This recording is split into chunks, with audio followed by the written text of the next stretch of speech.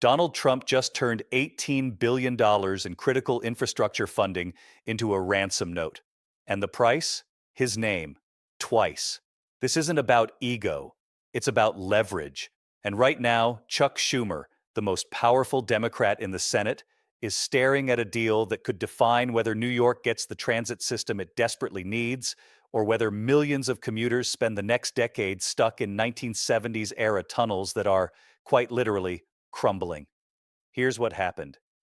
In October, the Trump administration froze $18 billion earmarked for two of the most important infrastructure projects on the East Coast: a major subway expansion in New York City and a new rail tunnel connecting New York to New Jersey. Both projects have been in the works for years. Both are considered critical to preventing a transit catastrophe that experts say could paralyze the region's economy. Then came the demand. According to Punchbowl News, Trump told Schumer he'll release the funds, but only if Schumer supports renaming two iconic American landmarks, Dulles International Airport in Virginia and Penn Station in New York City. Both would bear Trump's name. Let that sink in. The President of the United States is conditioning federal infrastructure money already allocated by Congress, on whether a U.S. Senator agrees to rename public buildings after him. And here's the part that changes everything. This isn't happening in a vacuum. This is happening 1 year into Trump's second term, during a moment when he's systematically rebranding federal institutions. The Kennedy Center, the U.S. Institute for Peace, a new prescription drug website called TrumpRx.com. He's even reportedly planning a 250-foot arch across from the Lincoln Memorial that would dwarf one of the most sacred sites in American civic life. This is a test, not just of Schumer, of how much power a president can consolidate when Congress is unwilling or unable to push back. If you're the kind of person who watches political analysis because you want to understand what's actually happening beneath the surface, not just the headlines, you're probably already subscribed.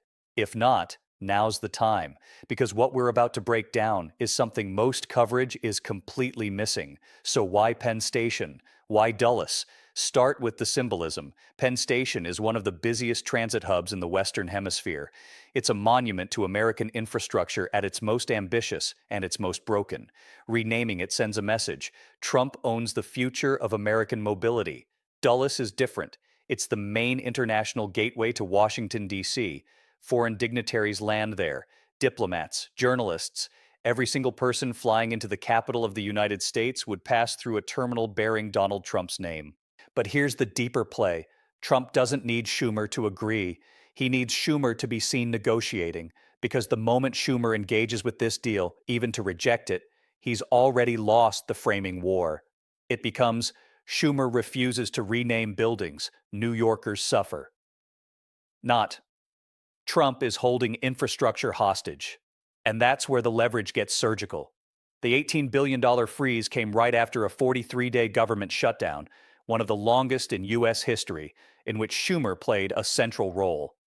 Trump knows Schumer is politically vulnerable. He knows New York voters are furious about subway delays, aging tunnels, and the constant threat of a total transit collapse. So what does Schumer do? If he agrees, he legitimizes a precedent that allows any president to rename federal property in exchange for doing their job.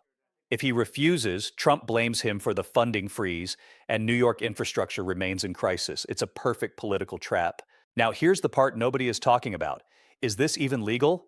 Federal buildings and airports aren't renamed by presidential decree. Congress controls that process. And while Republican representatives like Guy Reschenthaler and Addison McDowell have introduced bills to rename Dulles, neither proposal went anywhere. They didn't have the votes. They didn't have the momentum. But Trump isn't asking Congress. He's asking one senator. In private, with $18 billion as the bargaining chip. That raises a constitutional question most legal scholars are just starting to wrestle with. Can a president condition congressionally appropriated funds on a political favor that has nothing to do with the purpose of those funds? The answer, historically, has been no.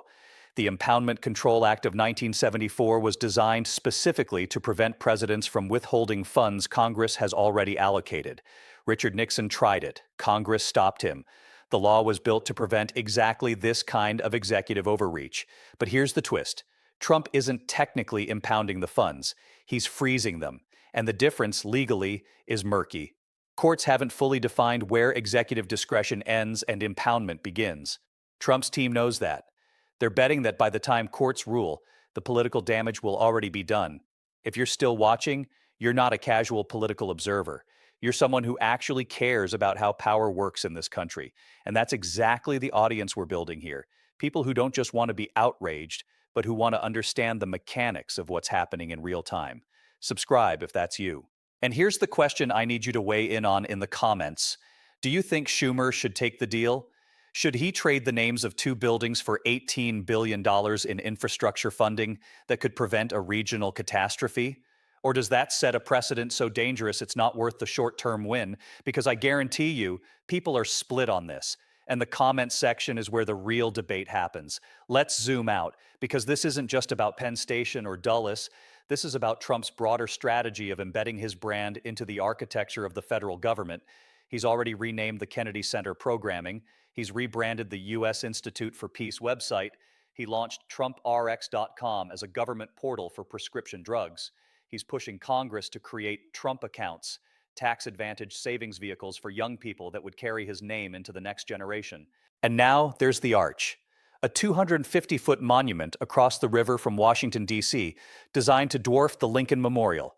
It's not subtle, it's not accidental. It's a deliberate effort to rewrite the visual and institutional identity of the United States around a single figure. Here's the irony. Trump is not eligible to run for president again. He can't extend his political life through another campaign. So he's doing it through infrastructure, through monuments, through names that will outlast his presidency and embed his legacy into the everyday experience of American life. That's not governance, that's nation branding.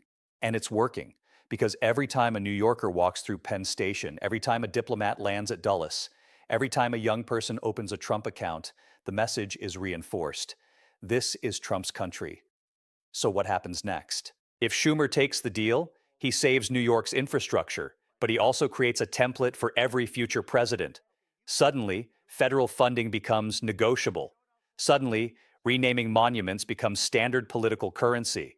Suddenly, the line between public service and personal branding disappears entirely. If Schumer refuses, Trump blames him. New York's transit system continues to decay. The new tunnel doesn't get built, and millions of commuters pay the price. But here's the hidden third option nobody's discussing. Congress could override Trump. They could pass legislation forcing the release of the funds, regardless of what Schumer does. They could invoke the Impoundment Control Act and sue. They could make this a separation of powers fight and dare Trump to veto infrastructure funding in an election year. But that requires courage. It requires institutional backbone.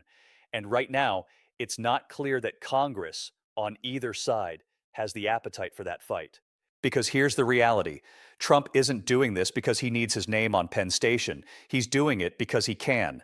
Because the institutions designed to check presidential power have become so weakened, so polarized, so conflict-averse that they've stopped functioning as checks at all. And that's the real story. Not the name, not the buildings, but the fact that a sitting president can freeze $18 billion in critical infrastructure funding, demand personal branding concessions, and face almost no institutional resistance. That's not a scandal. That's a system failure. If this kind of analysis is what you come to YouTube for, the kind that doesn't just react to the news but breaks down what it actually means for the country, then subscribe, because this is just the beginning, and the next move in this chess game is already happening.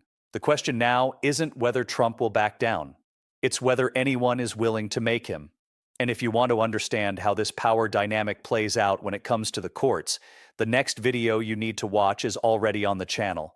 It's about how Trump is using judicial appointments to reshape the federal bench in ways that will outlast every headline we're seeing today. Click it, watch it, because this story doesn't end here.